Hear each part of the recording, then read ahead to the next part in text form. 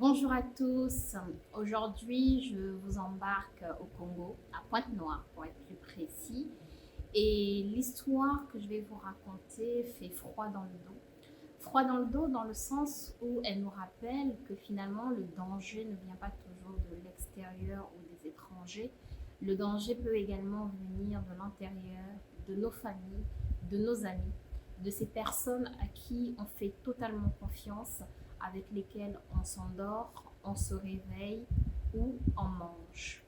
J'ai trouvé cette histoire passionnante dans le cadre de mes recherches. Il y avait énormément d'informations à recueillir, contrairement à d'autres affaires criminelles qui se sont passées en Afrique, dans lesquelles on ne trouve pas énormément d'informations. J'ai essayé de démêler le vrai du faux. J'espère avoir réussi en tout cas à trouver la meilleure version de cette histoire que je vais vous raconter aujourd'hui. Mais avant de rentrer dans le vif du sujet, je vais vous laisser vous servir un petit café si comme moi vous êtes fanatique de café ou prendre quelque chose de simplement réconfortant. Éteignez les lumières, installez-vous confortablement et nous sommes partis.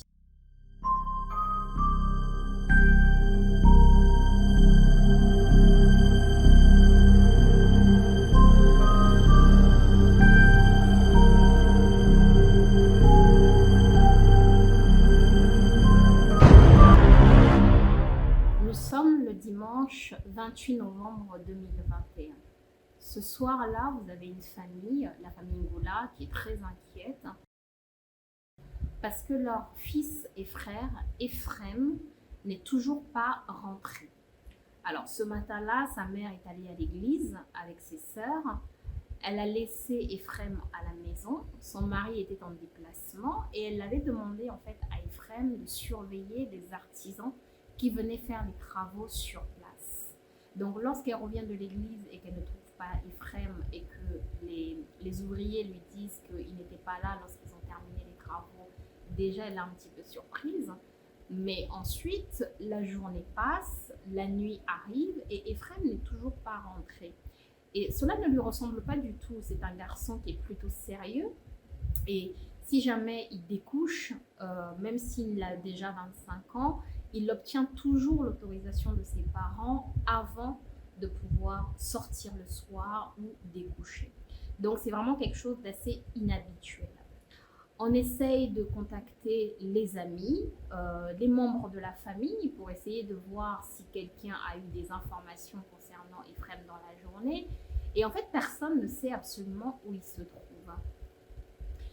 À ce moment-là, la famille commence déjà à poster des avis de recherche, notamment sur les réseaux sociaux. Elle utilise de manière très massive les réseaux sociaux pour pouvoir justement rechercher ce jeune homme. Mais malheureusement, il n'y a pas d'informations assez intéressantes pour pouvoir savoir où se trouve Ephrem à ce moment-là. La nuit passe et le lendemain matin, le lundi 29 novembre 2021, les parents décident de se rendre au commissariat pour signaler la disparition de leur fils. Entre-temps, on continue à faire circuler de manière très intensive les avis de recherche sur les réseaux sociaux. On contacte également ses amis pour essayer de savoir où ils ont vu Ephrem pour la dernière fois, qui a vu Ephrem pour la dernière fois et où est-ce qu'on a pu le voir pour essayer de regrouper les informations et essayer de voir si on trouve là-dedans des informations suffisamment intéressantes pour essayer de chercher où aller trouver éventuellement Ephrem. Malheureusement, on n'arrive pas à trouver ces éléments et la situation va s'éterniser jusqu'au mercredi 1er décembre.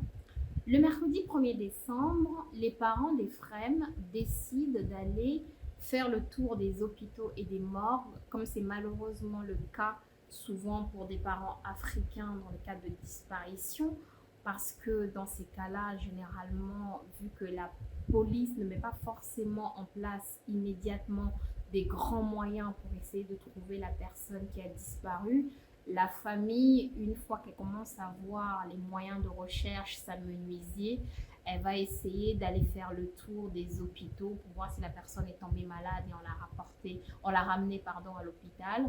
Et évidemment, les morts pour voir si on n'a pas retrouvé un corps, malheureusement. Dans notre cas, c'est ce que les parents décident de faire le mercredi 1er décembre. Ils arrivent à la morgue municipale de Pointe-Noire et là, on leur apprend qu'effectivement, il y a un corps d'un jeune homme qui a été retrouvé le lundi 29 novembre 2021 à la plage sauvage de Ngoyo. Et donc, les parents décident de voir ce corps et ils demandent à ce qu'on leur montre ce corps. On va leur montrer ce corps, on va leur présenter le corps de ce jeune homme et malheureusement, sinon on ne serait pas là en train d'écouter cette histoire, malheureusement, il s'agit bien du jeune Ephrem Ngoula, disparu depuis le dimanche 28 novembre 2021. Les parents sont bien sûr dévastés. Un jeune homme dans la fleur de l'âge qui disparaît comme ça du jour au lendemain et dont on retrouve le corps. Mais par-dessus tout, ce qu'ils constatent, c'est que le corps d'Ephrem est sauvagement mutilé. Il porte des impacts de coups, il porte des impacts de balles également. Il porte également des coups de couteau. Et ils font cette remarque-là à la police. Ils disent à la police qu'il y a des impacts de balles sur le corps. Et les agents de police présents vont leur dire non, nous on ne constate pas du tout la même chose que vous. Ce qu'on voit en revanche, c'est que le corps a été décapé, la peau a été décapée sur certains endroits de ce corps. Et donc, pour essayer de déterminer les causes réelles de la mort d'Ephrem Ngoula, il est nécessaire de demander la réalisation d'une autopsie qui déterminera les causes réelles de la mort. Bien évidemment, ce n'est pas l'État qui va prendre en charge cette autopsie, sinon ce serait beaucoup trop facile. L'autopsie coûte 1 500 000 francs CFA, ce qui correspond à environ 3 000 euros, je pense, 2 500, 3 000 euros, j'ai un doute, 2 500, 3 000 euros si j'en convertis. Et donc, les parents vont prendre en charge ce coût et payer justement la réalisation de cette autopsie. Je présenterai un peu plus tard au cours de la vidéo les résultats de cette autopsie.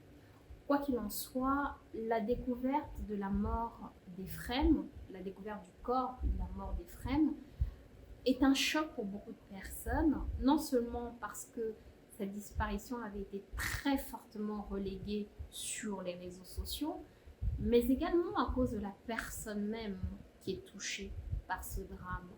Parce que Ephrem, ce n'était pas juste un jeune homme qui a disparu, c'était un jeune homme de 25 ans, bourré de talent, très présent sur les réseaux sociaux et qui finalement laisse un grand vide. Ephrem, c'est un jeune qui est né le 13 janvier 1996. Comme je le disais tout à l'heure, il a 25 ans au moment de son décès. Et c'est un jeune homme qui est heureux. Heureux de vivre, mais également heureux parce que depuis quelques années, il consacre un peu de temps à ce qui semble être une véritable passion pour lui, qui est la musique. En fait, de ce que j'ai compris de mes recherches, Ephrem a obtenu son baccalauréat.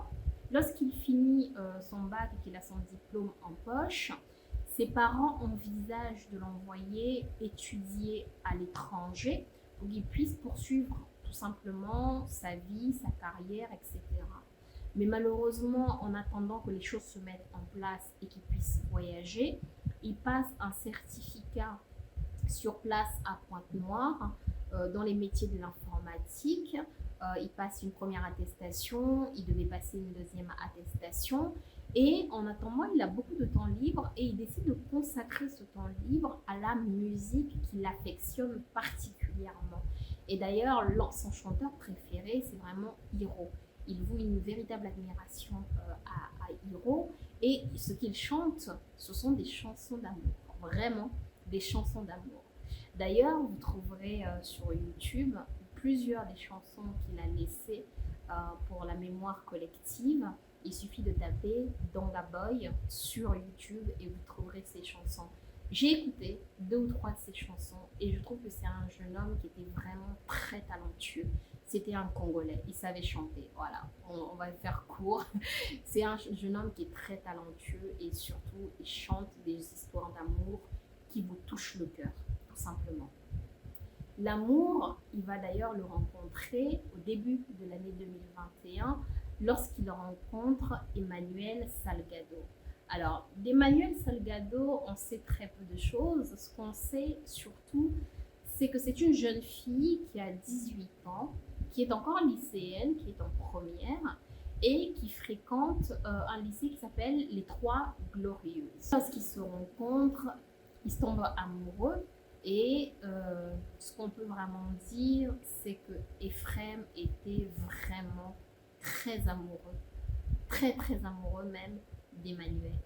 Il l'a publié beaucoup sur ses réseaux sociaux, il l'a tagué sur énormément de vidéos qu'il postait. Il avait un compte TikTok que vous pouvez retrouver en tapant Ephraim Privé sur TikTok et dessus vous verrez, je vous mets d'ailleurs là quelques extraits de certaines de ces vidéos. Il l'aimait, c'est vraiment, je pense que on va faire très court, il l'aimait profondément. Tout se passe bien entre Emmanuelle et Ephraim et on pourrait même dire que voilà, ils sont partis ensemble pour traverser un long chemin main dans la main. Mais malheureusement, les choses ne vont pas du tout se passer comme on l'imagine, puisque le 26 novembre 2021, Ephraim reçoit un SMS paniqué de la part d'Emmanuelle et il tombe un peu des nues parce que la nouvelle qu'elle va lui annoncer est un petit peu étrange. Étrange parce que finalement, elle lui apprend qu'en fait, elle fréquente un autre homme, que cet homme est marié, que cet homme est père de famille, que cet homme a découvert l'existence de la relation entre Emmanuelle et Ephraim et qu'il est jaloux. Vous avez bien entendu, il est jaloux. On parle d'un homme marié, père de famille, qui fréquente une gamine de 18 ans qui est au lycée et qui est jaloux que cette gamine ait un petit ami. Oui, vous avez très bien entendu. C'est le voleur qui n'aime pas être volé. En fait, ce qui se passe, c'est que effectivement, depuis quelque temps, Emmanuelle fréquente un autre homme. Et cet homme est maladivement jaloux. Et il habite en fait dans un sous-quartier du quartier de Ngoyo dans lequel habitent déjà Emmanuelle et Ephraim. Et ce qui fait qu'il a des connaissances qu'il appelle ses petits qui sont dans le même quartier en fait que Emmanuelle et Ephraim. Et donc ces jeunes vont lui rapporter qu'ils connaissent Emmanuelle et Ephraim et que Emmanuelle et Ephraim se fréquentent. Ils sont amants, ils sortent ensemble. Et ça ne va pas du tout plaire à cet amant, je vais l'appeler comme ceci, à cet amant marié, qui considère en fait que Emmanuelle lui appartient. Après tout, il la prend financièrement en charge. A priori, il paye ses études et donc pour lui, il n'y a aucune raison qu'il ne la partage avec qui que ce soit. Et dans ce message qu'Emmanuelle va envoyer à Ephraim, elle va lui demander de faire quelque chose qui est un petit peu étrange. Ce qu'elle va lui dire, c'est que entre ce monsieur et elle, les choses sont allées très loin. Il n'est vraiment pas content, il est très énervé parce qu'elle lui a donné plusieurs versions de l'histoire, mais qu'elle a fini par lui dire qu'en fait c'était des amis, de simples amis, et qu'ils ont toujours été amis tout au long de la relation qu'Ephraim et Emmanuelle ont eue. Et donc elle va dire ceci à Ephraim: j'ai donné ton numéro à ce monsieur, il va t'appeler, et si il t'appelle, dis-lui que nous sommes simplement amis. Nous avons toujours été simplement amis. Ephrem, on ne sait pas s'il a eu l'impression de se faire avoir ou quoi que ce soit, mais ce qu'on sait et qu'il dit lui-même, vous allez écouter l'audio tout de suite d'ailleurs, ce qu'il dit lui-même, c'est qu'il aime cette jeune fille. Il l'aime, il ne veut pas la perdre. Et donc ce qu'il va faire, c'est qu'il va accepter par amour de rentrer dans ce jeu malsain qu'a mis en place Emmanuel. Je vous laisse tout de suite écouter l'audio. Vous avez eu des problèmes, je sais pas quoi, qu'est-ce qui s'était passé là-bas. Aujourd'hui nous sommes quand? Aujourd'hui nous sommes dimanche. Hier le gars m'a appelé. Donc en fait, elle a eu des problèmes avec le gars le vendredi soir. Tu vois, non? Vendredi vers 16h, va avoir un problème. Le gars lui a dit, le Ephrem là c'est qui? J'entends, soit disant que le gars là, il y a des gens qui me connaissent, qui lui rapportent des histoires à mon sujet. Les gens viennent lui dire que non, on connaît le gars qui baisse ta meuf. Vu que le gars vit à l'autre là, au kilomètre 4, d'après la meuf me dit que le gars vit au kilomètre 4. Ça disant que le gars a des petits dans mon secteur. Donc le gars, ouais, ces petits lui rapportent des histoires que genre, on connaît le mec qui mougue ta meuf. Fallait maintenant, le gars demande à sa go. On me parle d'un gars là qui s'appelle Ephrem, tu le connais? La meuf accepte, oh oui je le connais. La meuf lui fait comprendre que non, c'est un ami. Maintenant, le gars maintenant dit, oh c'est un ami, mais on me dit qu'on vous croise dans des positions pas bien, tu bouges tout le temps chez lui à la pio là. La meuf fait comprendre, oui c'est un pote. Si tu veux, prends son numéro, appelle. Le gars aussi, comme c'est un gars de 31 ans, il prend aussi mon numéro, il m'appelle pour me demander. Donc hier, il m'a appelé. Maintenant, avant que le gars puisse m'appeler hier, vu que eux, ils avaient eu la conversation avec la kiné, c'était au téléphone. La kiné, dès qu'il a fini de causer avec le gars, la kiné me fait un texto. Oh non, chérie, écoute, il y a un bord là que je te dis. Je dois t'avouer que moi, j'ai un mec qui a 31 ans, Vanille, il a commencé à m'avouer ça, c'est moi aussi le même temps. Maintenant, il m'a fait comprendre que le gars, ouais, ça a pété en ce moment. Donc, en gros, s'il t'appelle, il faut seulement lui dire que toi et moi, on est juste potes. Moi, je lui ai dit, mon essaie, tu me dis, oh, regarde, ça va, tu me dis, déjà. Tiens, va, la gare, il y en a 31 ans, il y en a moi. Je lui ai dit, au calme, vu que je t'aime, je peux que faire ce que tu veux, non. Il y a dit, si vous salvez, il y a des mangas, donc, vous gardez la place à mon. Je fais comme tu veux.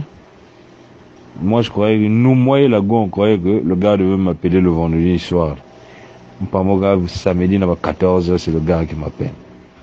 Oh bonjour monsieur, bonjour. J'ai dit oh non c'est un tel. Oh non tu connais certains Manu. J'ai dit quel Manu? Oh non Manu Sagado. Ah, dès qu'il m'a dit Manu Sagado, j'ai dit ah ça c'est son gars. J'ai dit ouais je la pige. Oh non c'est qui pour toi? J'ai dit oh c'est qui pour moi comment? C'est une pote? Oh non c'est pas une pote, dis-moi la vérité. Sois zen. Attends je vais t'envoyer même la note. Attends je t'envoie la note. Comme vous le voyez, ce qu'il dit c'est qu'il est amoureux. Il ne veut pas la perdre et donc il décide de faire ce qu'elle lui demande et donc de se faire passer pour un ami aux yeux de cet amant. Et Emmanuel et Ephrem pensaient que l'amant d'Emmanuel contacterait Ephrem le soir même, mais finalement il ne le contacte pas et il va attendre le samedi après-midi pour le contacter. Effectivement, le samedi, vous avez ce monsieur qui contacte Ephrem et qui lui explique qu'effectivement, il est en relation avec Emmanuel et qu'il l'a appris par le biais de personnes qu'il connaît et qui sont dans le même quartier, qu'Emmanuel et Ephrem se fréquentent.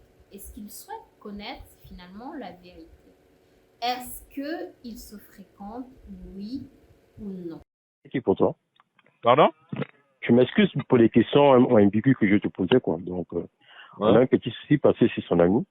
Ouais. Alors, je voulais un peu connaître un peu plus, quoi. Parce que ça fait au moins 3 à 4 jours que j'ai remarqué un petit souci. Au fait, elle m'a passé ton numéro. Je puisse te demander plus de renseignements. Tu puisses un peu m'éclaircir si son paradoxe avec toi, si ça tient longtemps, le fil. Au fait, je voulais savoir, je sais que c'est un peu étrange, hein, donc sois zen, on est entre mecs. Ouais. Ok, je voulais savoir l'équipe pour toi. Manu, c'est une pote. Non, à part pote. On est des mecs, rien ne va se passer. Tu me dis juste la vérité. Oh. Tu es sûr, juste pote.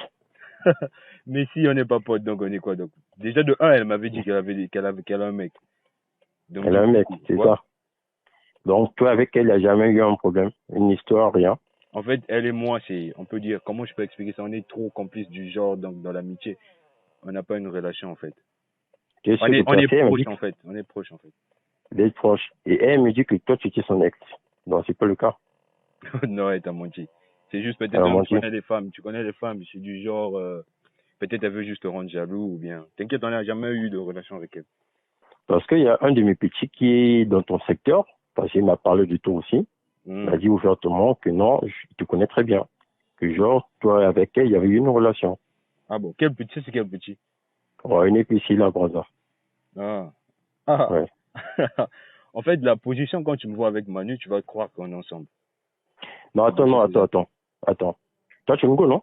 Tu es une copine, non? Ouais, j'ai une petite amie. Oui, moi, si je traîne ta copine, genre, je traîne, toi, tu vas agir comme après. Bah, de base, avant qu'on puisse t'éclaircir, je serais jaloux, tu vois.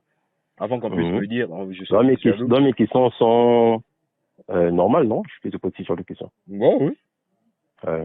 Bon, tu sois mec, tu vois, je ne me cache rien, tu me dis juste la vérité.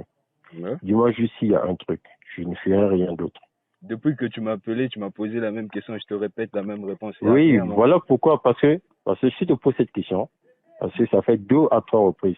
Ouais. La première personne qui m'est parlé de ça, il est à Brazza en ce moment. Et c'est avant-hier soir, Ouais. il y a une personne qui m'a parlé de ça. Tu vois? Donc voilà pourquoi je dis, bon, avant j'ai banalisé là. J'ai dit non, tiens, je puisse quand même t'appeler. Elle m'a passé ton numéro. Tu vois, elle t'a même passé mon numéro. Attends. Quand elle m'a passé ton numéro, déjà au 1, voilà pourquoi je trouve que c'est un peu bizarre. Au départ, quand je lui ai posé la question, il y avait quel souci? Elle me dit que non, vous êtes parentés, tu vois, la première des choses. Vous êtes parentés, soit vos mères s'entendent et tout. Après, quand je commence un peu à creuser, elle me dit que non, vous pouvez de la même église. Je comprenais pas. Ouais, Je dis, pourquoi tu me racontes tout ça, en fait? Ouais, de base, on est dans Après, une même à part l'église, elle me dit que non, il y avait eu un truc, genre vous flirtez avant. Après là, je lui dis, attends, pourquoi tu me balances tout ça? Pourquoi tu m'as pas balancé tout ça avant? Donc tu me dis ça progressivement, pourquoi? En gros, Et oui, après, il y a un truc. Donc quand j'ai croisé mon petit, qui me dit avant-hier, quand je suis passé vers le Dacia, il me confirme ouvertement que non, vous traînez souvent les week-ends ensemble. Donc j'ai dit, attends, les week-ends. Ouais, mais j'ai une pote. Ouais. Je peux pas. Si une pote veut me voir, ou bien si je veux voir une pote le week-end, ça n'a rien de méchant. Donc, si une pote vient te voir, dans les limites sont faites. Quand une pote vient te voir. Oh, mon frère, toi, de là où t'es, là, tu vas me dire que t'as pas de frangine copine. Attends, moi, je suis un mec, je suis en couple, tu vois. Ouais. Si je suis en couple, je ne vais pas permettre à une fille qui puisse rentrer chez moi dans ma chambre. Tu comprends ce que je veux dire? Donc, tes petits, là, t'ont dit qu'elle vient de ma chambre, c'est ça? T'es petit. Donc, toi, tu veux que je puisse arriver en plus en parlant en face. J'ai pas besoin même qu'on puisse parler en face, parce que je t'explique. Exactement, parce que je te parle. Parce que là, tu commences à arriver à un niveau où c'est pas bon. Tu me dis. Oui, exactement. J'arrive à un niveau. Voilà pourquoi tu dis, j'arrive à un niveau qui n'est pas bon. Ouais. Parce que ça, je ne peux pas tolérer. Je ne peux pas accepter que non, une copine, je prends l'exemple, ta copine, imagine, vient chez moi, elle traîne dans ma chambre. Toi, tu vas accepter ça comment? Déjà, au 1, moi, déjà, Manu n'est jamais entré dans ma chambre. Manu et moi, quand on se croise, c'est juste des plans, en fait. On peut faire un plan où on partage un verre, c'est tout. Elle n'est jamais arrivée chez moi. Tu me confirmes? Ben oui, je te confirme. Vu que depuis le début, je te rassure la même chose. Tu n'arrives pas à me comprendre. Ok, d'accord. Tu tiens juste ce que tu viens de me dire, qu'elle n'a jamais mis pied dans ta chambre. C'est bien ça? Elle n'a jamais mis pied dans ma chambre. Ok, je vais dire mon petit qui me l'a confirmé, me balancer l'image. Je montrerai ça après à Manu et Manu puisse te confirmer. Okay. C'est bon? C'est bon. C'est bon. Donc, on ensemble. Pardon? On ensemble. Bon, il n'y a pas de souci, t'inquiète.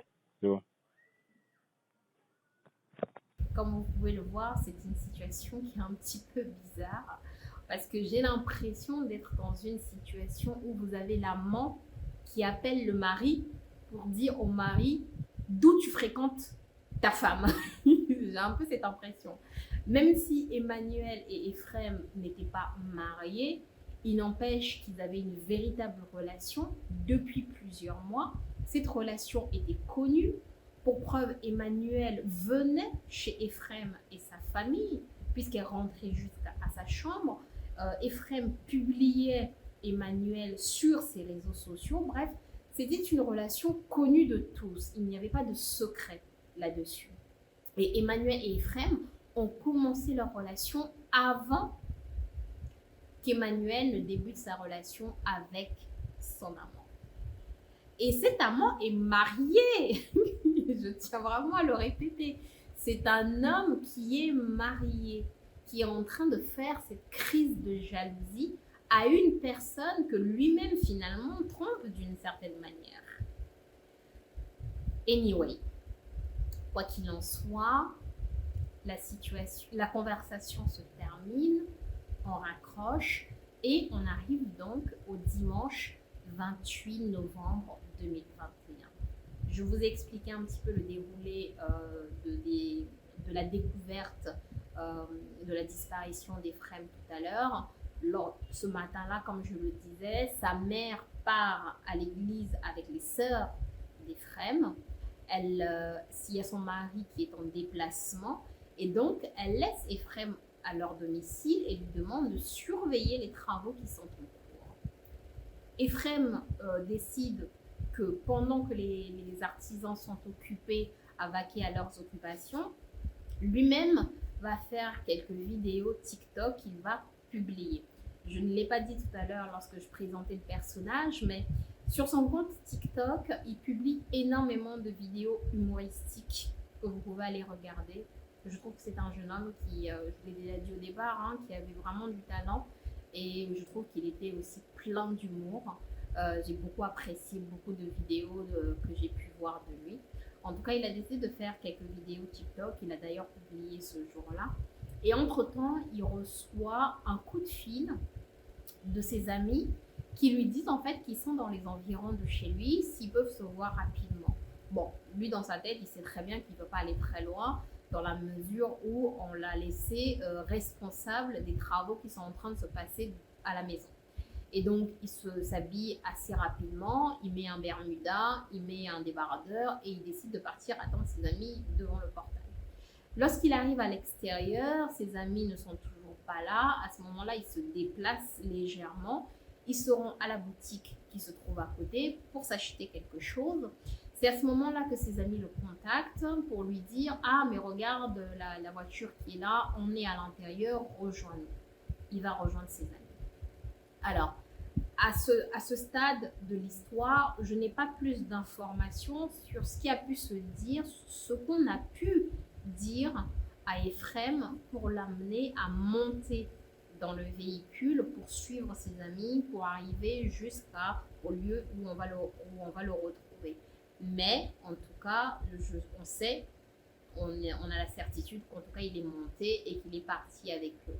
Est-ce que c'était sous le coup d'une menace? Est-ce qu'on lui a dit qu'on fait juste un aller-retour, on revient? Je n'ai vraiment pas d'informations là-dessus. Quoi qu'il en soit, donc, il monte dans ce véhicule, il part avec ses amis, il arrive à la plage sauvage de Ngoyo, et lorsqu'ils arrivent là-bas, ses amis en fait vont jusqu'à une maison qui se trouve à quelques centaines de mètres de la plage.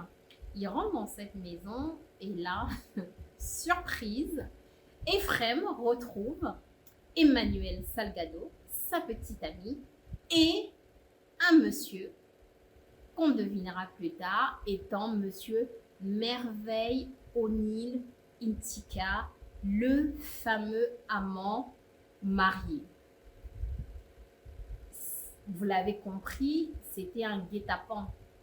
Ses amis, ses propres amis, l'ont piégé pour le récupérer chez lui, pour le ramener jusqu'à la plage où l'attendaient sa petite amie et son amant, pour le confronter finalement à cette situation. Et sur place, on va lui poser finalement les mêmes questions que ce monsieur lui a posées. Quelle est la nature de ta relation avec Emmanuel? Et il va rester sur le scénario qui a été mis en place avec Emmanuel. Il va simplement répondre qu'il n'y a strictement rien de romantique, d'amoureux entre Emmanuel et lui. La seule relation qui existe entre eux est une pure relation d'amitié. Malheureusement pour Ephrem, les choses ne vont pas aussi bien se passer puisque en fait, on va lui montrer des nudes qu'il avait fait avec Emmanuel. Et là, vous vous dites, mais comment ce monsieur a pu avoir connaissance de ces nudes pour pouvoir d'abord contacter Ephrem avec autant d'assurance, lui faire un guet-apens à l'aide de ses amis et se retrouver dans un lieu isolé avec à la fois Emmanuel et Ephrem. En fait, la raison de tout ceci est très simple. Ce sont ses amis. Depuis tout à l'heure, je vous disais, ce monsieur avait des petits dans le quartier où habitait Ephrem qui lui rapportaient l'existence d'une relation amoureuse entre Ephrem et Emmanuel. En fait, ces petits ne sont autres que les propres amis d'Ephrem. Les propres amis d'Ephrem. Et vous voyez la situation quand vous avez votre téléphone à la main. Vous avez un ami qui vous dit « Je dois passer un coup de fil, je dois envoyer un SMS, je dois chercher quelque chose sur Internet. » Et vous demande si vous pouvez lui prêter votre téléphone pour qu'il puisse le rechercher. Et bien, ce sont exactement ces stratagèmes-là qu'ont utilisé les amis d'Ephrem pour accéder au téléphone d'Ephrem. Et comme on leur fait totalement confiance parce que ce sont les amis et qu'on les laisse faire leur besogne sur notre téléphone sans nous en soucier, en fait, ce qu'ils ont fait, c'est que dès lors qu'Ephrem leur a remis le téléphone et qu'il les a laissés faire ce dont ils avaient besoin, ils ont profité du fait d'avoir le téléphone entre les mains pour se rendre dans la galerie pour récupérer des photos, des vidéos qu'Emmanuel et Ephrem avaient tournées ensemble et notamment des nudes qui étaient présents sur le téléphone d'Ephrem.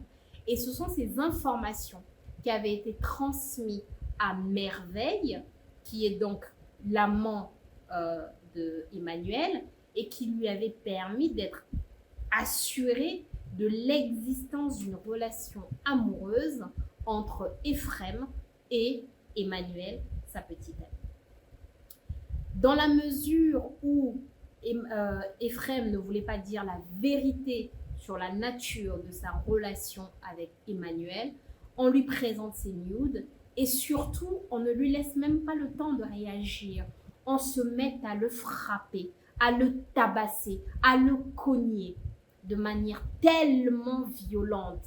Et surtout, Merveille, l'amant d'Emmanuel, ne va pas se mettre à frapper Ephrem tout seul. Ils vont s'y mettre à plusieurs. Non seulement Merveille va frapper Ephrem, mais également les 3 fameux amis d'Ephrem. Ils vont tous les 4 hommes, se mettre à tabasser de manière très sauvage ce jeune homme qui n'avait strictement rien à faire là au final et qui n'était même pas au courant de l'existence d'une relation amoureuse entre sa petite amie, son officielle petite amie, et un homme marié. Et c'est lui qui se retrouve à être tabassé finalement pour quelque chose dans lequel il n'avait strictement rien à faire. Je me calme. Je me calme. Quoi qu'il en soit, ils se mettent à frapper de manière très violente Ephrem et surtout Merveille va lui faire une prise de combat et il va le serrer si fort et s'appliquer si fort à faire cette prise-là qu'en fait, il va totalement briser la colonne vertébrale d'Éphrem. Totalement la briser. À ce stade de l'histoire, on estime qu'Éphrem était déjà décédé. Les coups qu'il avait reçus étaient si violents et le fait qu'on lui ait totalement brisé la colonne vertébrale sans utiliser vraiment d'outils, vous imaginez la violence des coups qui ont pu être portés sur lui. À ce moment-là, vous avez Emmanuelle qui panique. Elle ne savait pas que Merveille, son amant, avait fait venir Éphrem pour lui ôter la vie. En réalité, personne n'était au courant, à part Merveille, le fameux amant, du fait que Éphrem ne sortirait pas de ce guet-apens vivant. Les 3 amis d'Éphrem et Emmanuelle pensaient que la seule chose qui allait se faire, c'était tabasser en fait Éphrem, lui donner un avertissement pour lui dire de s'éloigner finalement d'Emmanuelle. Sauf que les choses sont allées beaucoup plus loin. Lorsqu'ils se rendent compte que Éphrem est décédé,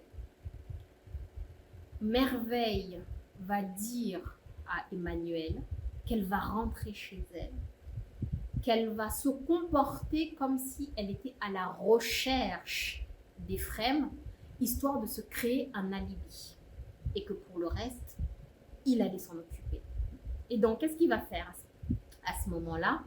Il va prendre Emmanuelle, la raccompagner pour qu'elle puisse se créer son alibi, puis revenir sur les lieux du crime pour pouvoir mettre en scène finalement cette scène du crime. Une fois sur place, ils vont poignarder Éphrem, ils vont lui asséner des coups de couteau jusqu'à l'intérieur même de sa gorge. Ils vont ensuite le déshabiller, ils vont simplement lui laisser sur lui son bermuda, ils vont ensuite aller jeter le corps à la mer et cacher les vêtements et le téléphone d'Éphrem. La découverte du corps d'Éphrem crée une véritable onde de choc au sein de la communauté francophone.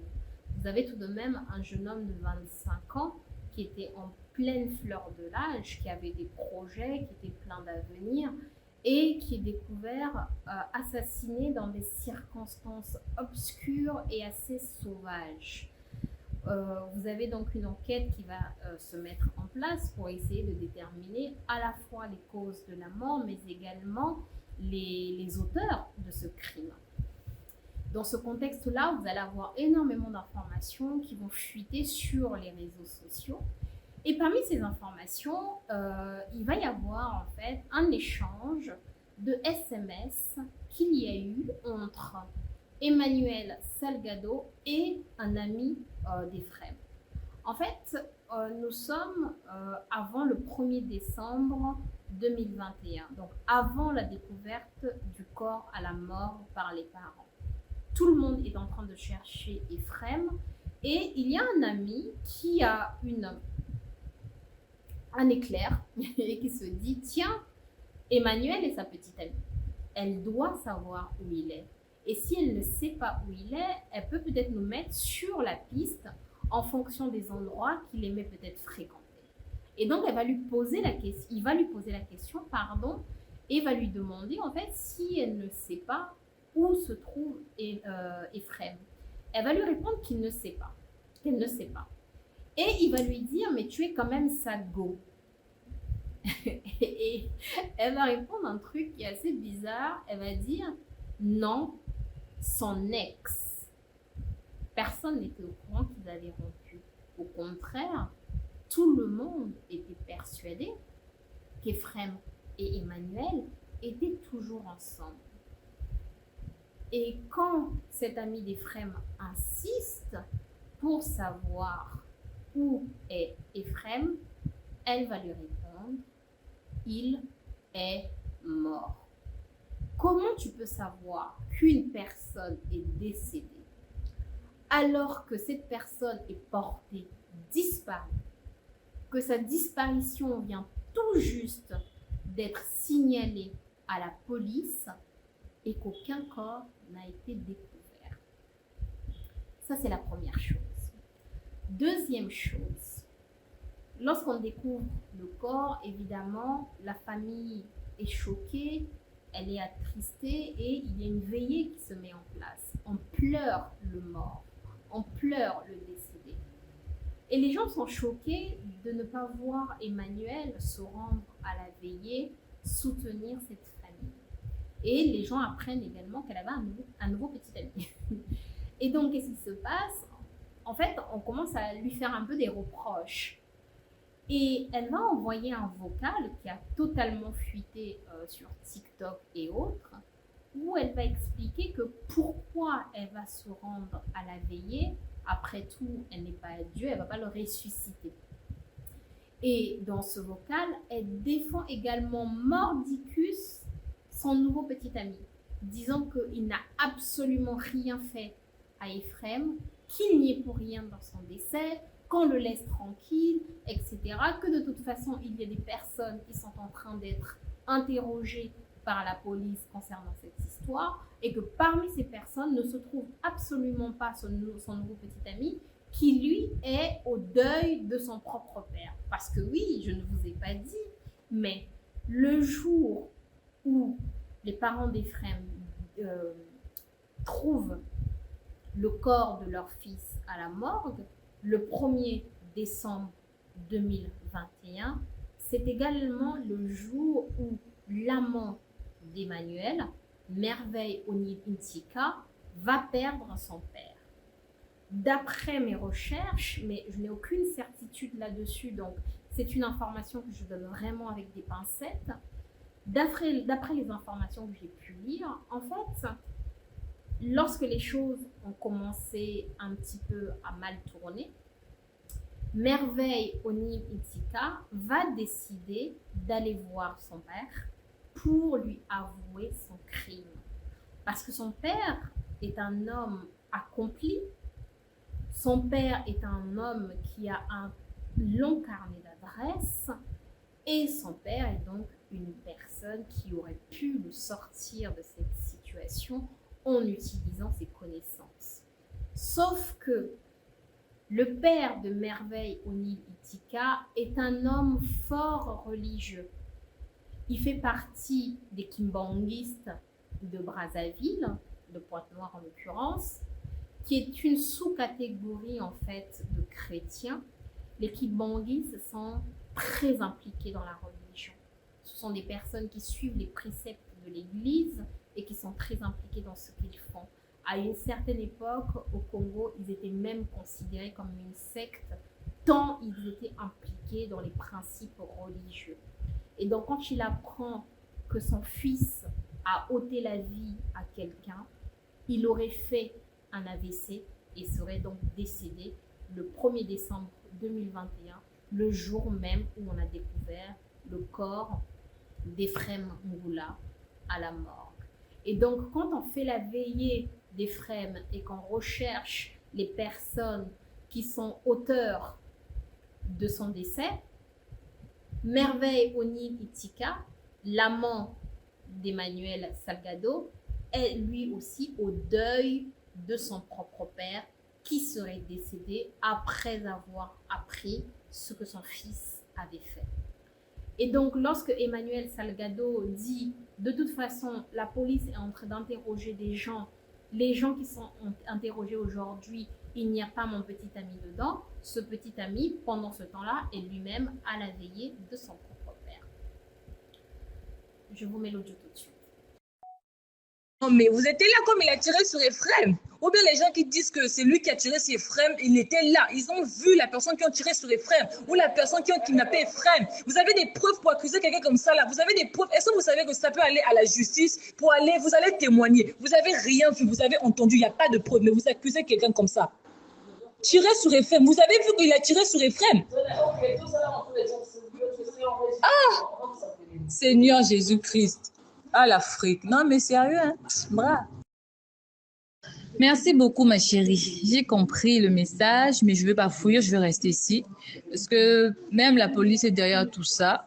Et s'il m'arrive un truc, directement, on va aller chez la famille. Il n'y aura pas besoin de chercher parce que tout ce que les gens m'envoient, que ce soit les amis ou je ne sais qui ou je ne sais pas quoi, les proches des frères, sa famille ou quoi, tout ce qu'ils envoient comme agression, tout ce qu'ils envoient comme je sais pas quoi. S'il m'arrive un truc, cette famille aura vraiment des problèmes. Du coup, je ne panique pas, je suis là. Je sais que je n'ai rien fait. Pourquoi je veux fuir? C'est vrai, tu as raison, c'est pour ma sécurité pour le moment parce que des gens vraiment veulent me faire du mal et tout le monde est méchant. Tu as raison, ma belle. Ne t'inquiète pas, je ne vais pas sortir, je vais rester là. Comme je vous ai dit, la vraie version, même si je vous donne ça, vous n'allez pas me croire.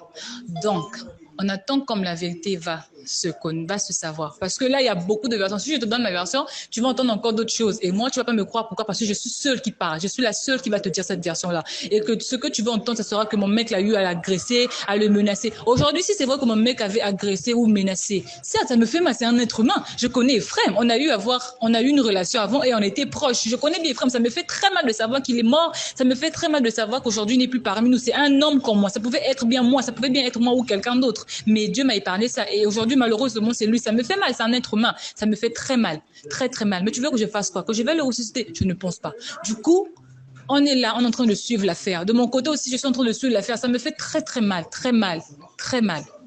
Mais je suis là en train de suivre l'affaire en même temps, essayer de recevoir de gauche et à droite ce qui se passe. La vidéo que tout le monde est en train de faire circuler là, je sais que c'est pas Ephraim. Parce qu'Ephraim n'a pas de tatouage de 1 et de 2 n'a pas de short. Donc tout ça, je ne sais pas si c'est un coup monté avec ce que je viens d'apprendre ce soir. Je ne sais pas, je ne sais plus où me mettre la tête. Donc demain, quand j'irai à la police, on va essayer de mettre tout ça au clair, tout ça au clair.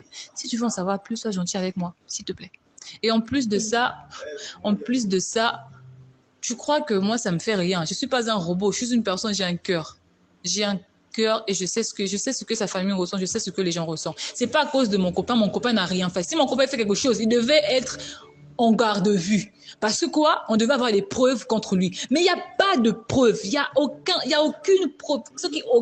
Aucune. Français m'a mélangé même mal. Il n'y a pas de preuves. Il n'y a pas de preuves. S'il y avait des preuves, la police devait le retenir. Mais la police n'a pas retenu. Et on dit qu'on a attrapé un garçon et des complices. Je ne sais pas de qui on parle. Au moment où on a dit qu'on a attrapé les gens là-bas, j'ai appelé mon copain. Il était chez lui à la maison. Voilà pourquoi je ne panique pas. Parce qu'il était chez lui à la maison et je sais que je ne sais pas qui on a attrapé, ses complices. Je ne sais pas c'est qui, mais les gens maintenant congolais, ils disent que non, c'est mon copain et tout, tandis que la personne est en train d'assister à la veille de son père. C'est pas possible. Ma chérie, je te dis, tout ça, c'est compliqué. Si tu rentres dedans, tu vas entendre beaucoup de choses, tu vas te perdre.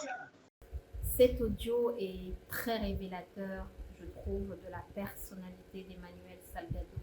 Elle est en train de parler d'une personne avec laquelle elle a eu une relation depuis plusieurs mois, une personne qu'elle dit avoir aimée, une personne dont, soi-disant, la mort la bouleverse, mais finalement, les termes qu'elle utilise sont froids, c'est glacial, ça vous parcourt les chines comme si il y avait quelque chose qui ne collait pas, qui ne tournait pas en réalité.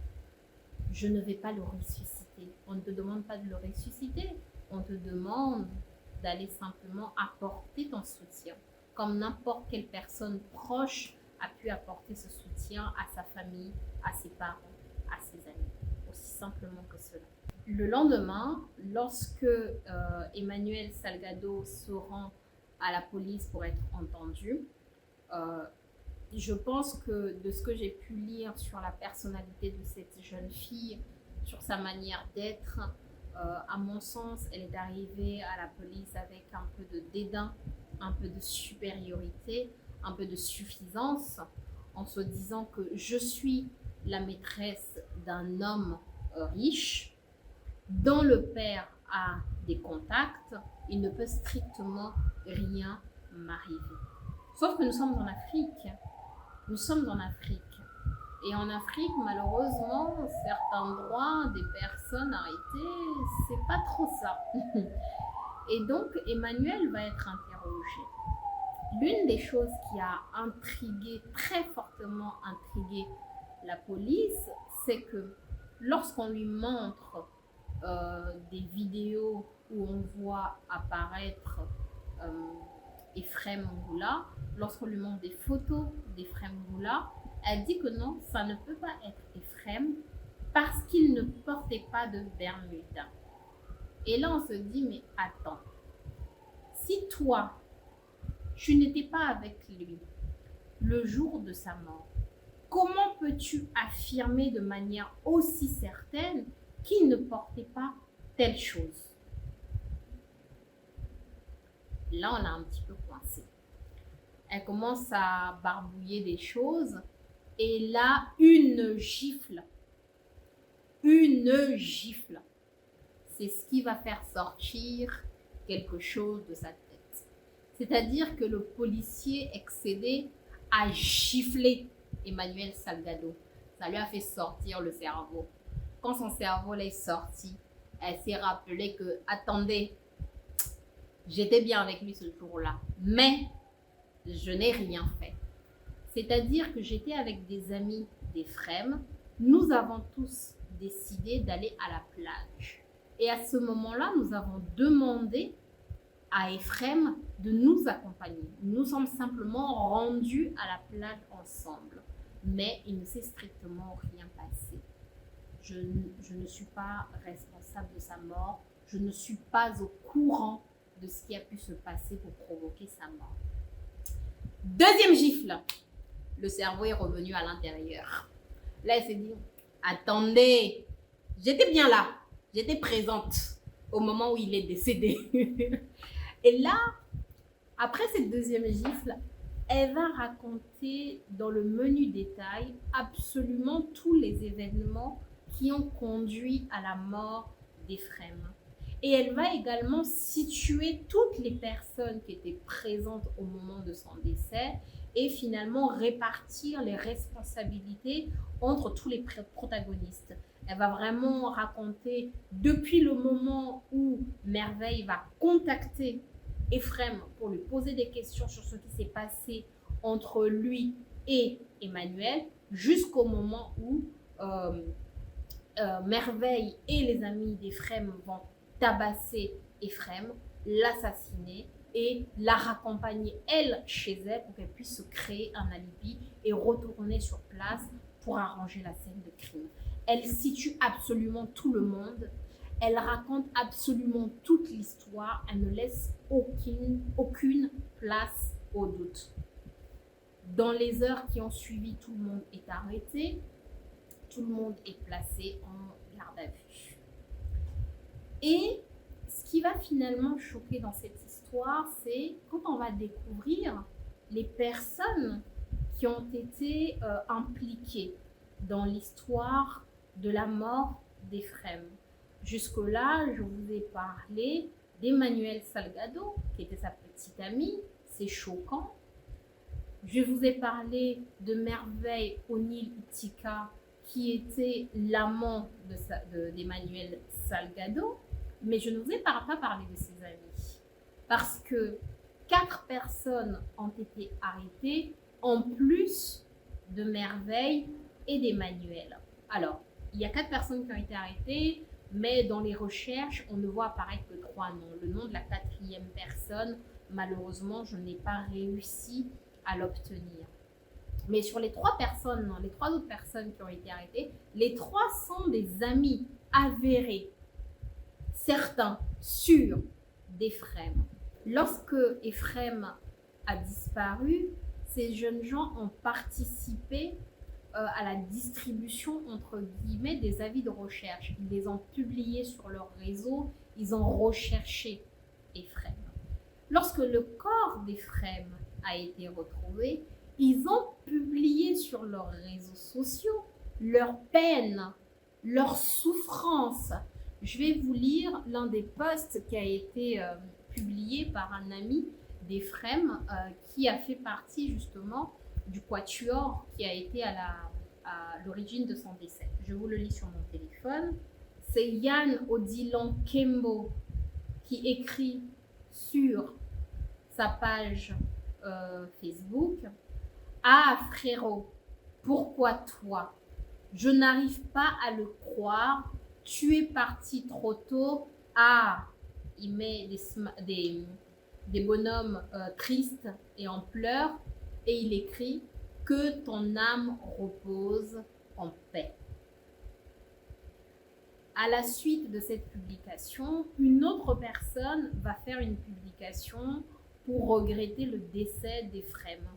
Et Yann Odilon Kembo va le republier sur sa page.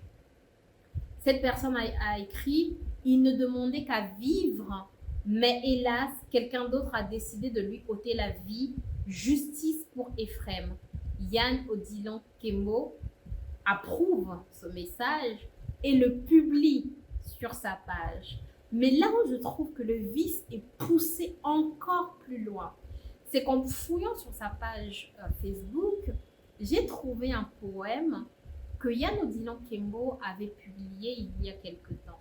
Ça n'avait rien à voir avec le décès d'Ephrem, mais je trouve que ce message est très parlant au regard de la suite des événements. Je vous le dis tout de suite. La vie sur terre est un passage, l'amour est un mirage, mais l'amitié est un fil d'or qui ne brise qu'à la mort. L'enfance passe, la jeunesse suit, la vieillesse la remplace. La plus belle fleur du monde perd un jour sa beauté. Mais une amitié fidèle dure pour l'éternité. Vivre sans amis, c'est mourir sans témoin. C'est ma philosophie. Vivre sans amis, c'est mourir sans témoin. L'amitié est un fil d'or qui ne se brise qu'à la mort. Vivre sans amis, c'est mourir sans témoin. C'est sa philosophie. De ce qu'on comprend finalement de sa philosophie, c'est qu'il faut avoir des amis loyaux dans la vie, qui t'accompagnent jusqu'à ce que tu meurs. Malheureusement, ce n'est pas ce qu'il a offert à Ephrem.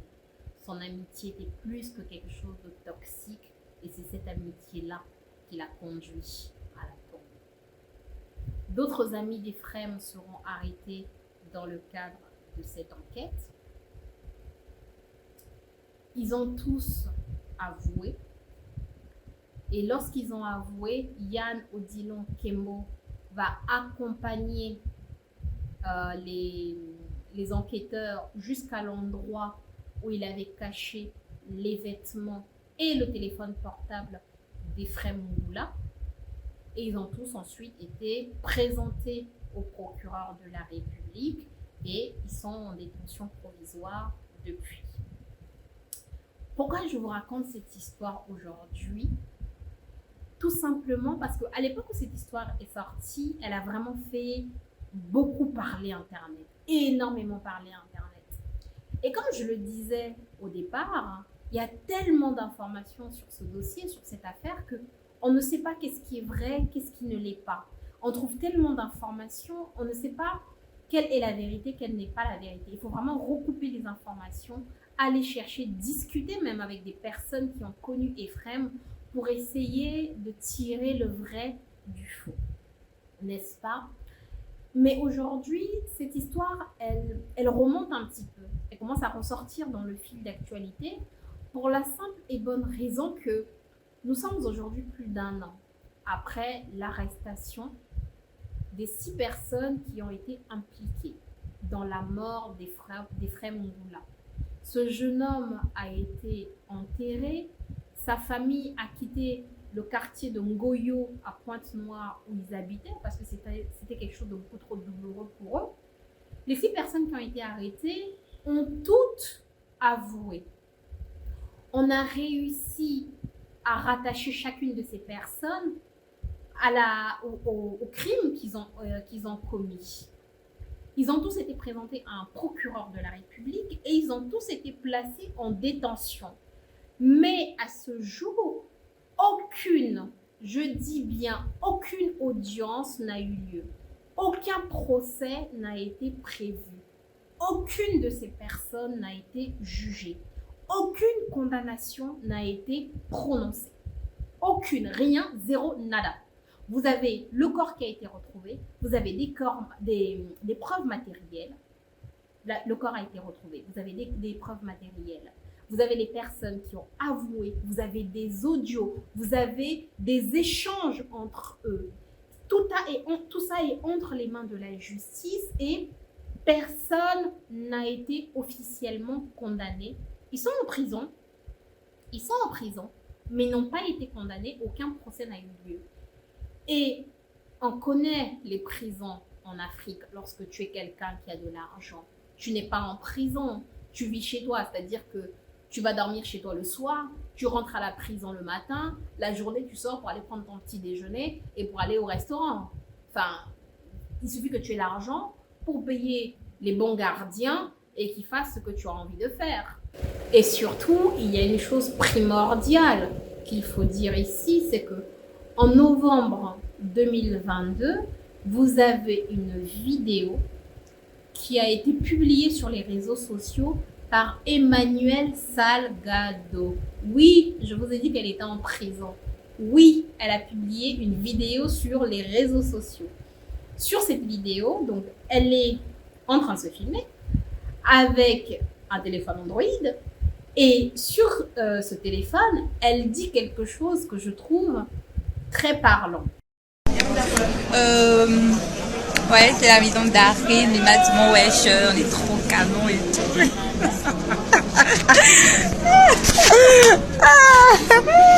Ah, il manque seulement une seule personne. Il y a Dodo. Elle manque, elle est plus avec nous, elle est partie.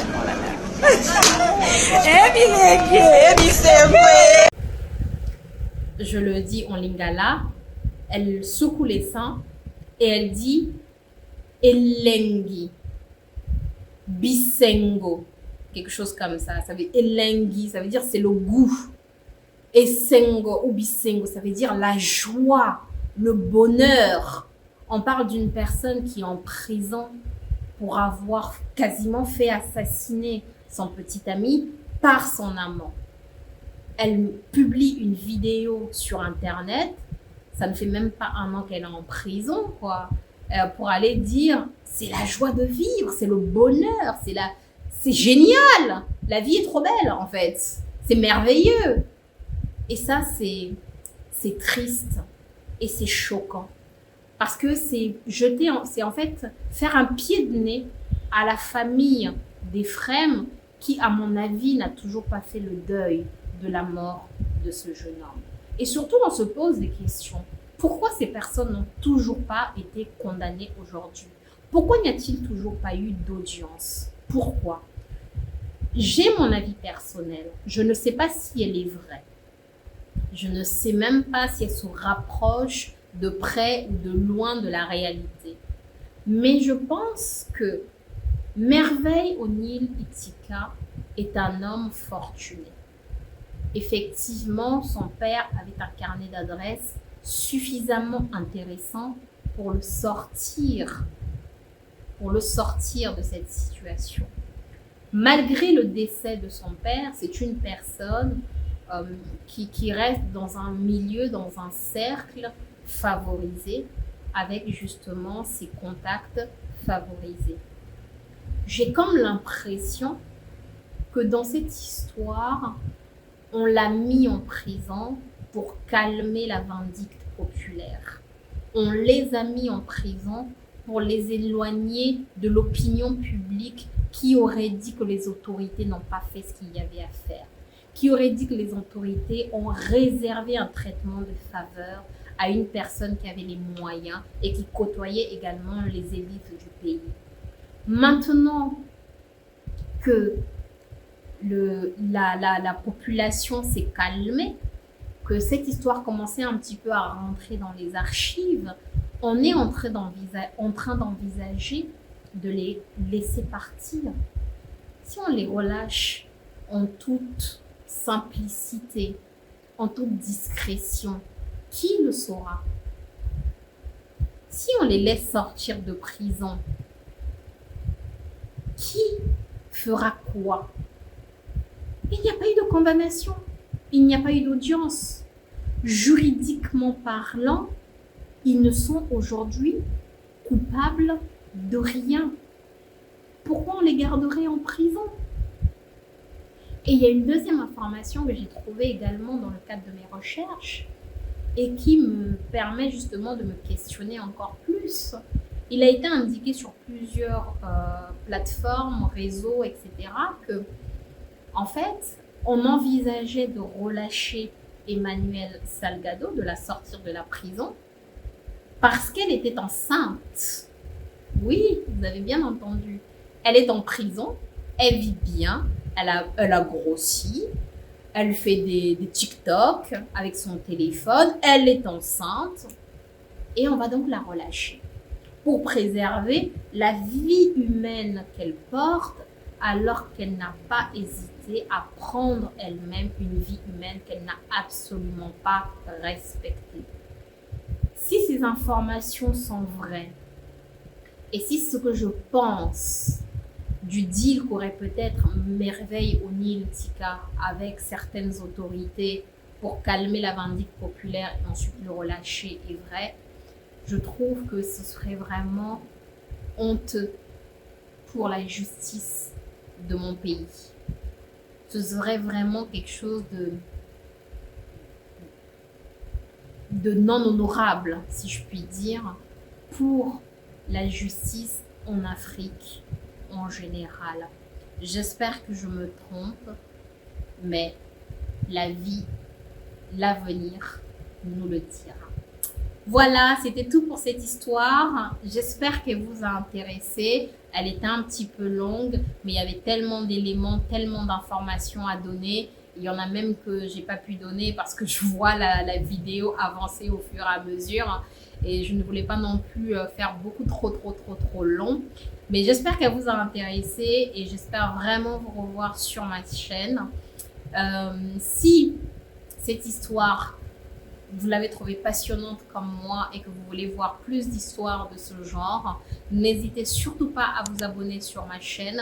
N'hésitez pas à partager également avec moi des histoires africaines dont vous avez eu connaissance et que vous souhaiteriez me voir traiter sur cette chaîne, africaine ou non africaine, hein, peu importe. N'hésitez pas à partager. Toutes les affaires, je les lirai. Je prendrai les informations nécessaires et si elles sont suffisamment documentées, je n'hésiterai pas à faire des vidéos là-dessus. Donc, je vais vous laisser. Je vous retrouve à la prochaine vidéo sur ma chaîne.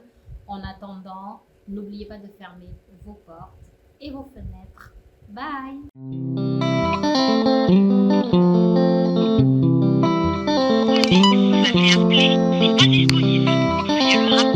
Téléphone privé. Young Boy 3S. Mister Josie à la prod.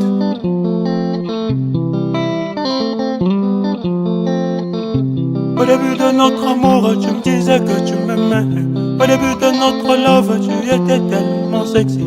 Arriva jusqu'au jour, on me dit que tu me trompes avec un homme imposé qui était plus que moi. Je ne savais pas quoi faire, mes poches étaient juste trouées. Mon cœur était rempli, rien que de toi. Pourquoi tu es parti? S'il te plaît, reviens bébé. Pourquoi tu m'as laissé? Je ne peux pas vivre sans toi. Je ne savais pas quoi faire, je ne faisais que cogiter. J'ai passé tous mes jours autour des pots pour noyer mon souci. Parce que chérie est partie pour noyer mon chagrin. Parce que Doudou m'a laissé.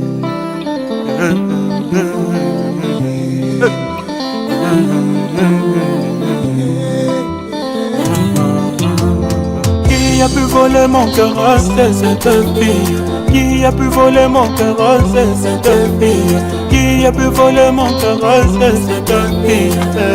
Je suis prisonnier, Tiani, de son amour. Tiani, je veux m'évader. Tiani, de son amour. Tiani, je suis prisonnier. Tiani, de son amour. Tiani, je veux m'évader. Tiani, de son amour. Qui a pu voler mon cœur, c'est cette fille. Qui a pu voler mon cœur, c'est cette fille. Je suis prisonnier, Tiani, de son amour. Tiani, je veux m'évader. Tiani, de son amour. Tu es la seule que je veux avoir à mes côtés, mon bébé. Sans toi je ne perds mon œil, je deviens comme un guilao. Quand je te vois je suis débile, quand même tu le sais. Je suis tombé amoureux de ton nom, bavard de ta voix. Anat Mahanga, Michel Colomb, mon bébé. Francesca non qu'elle est, tu reconnais donc boy, honnête Maungu, le cœur de l'honorable, Vivien Maungu, son pied prospérité, Rodmano Tika tu sais, c'est donc un boy de bonheur, Paris nous crie ce cool boy, tu reconnais ton ego, yeah,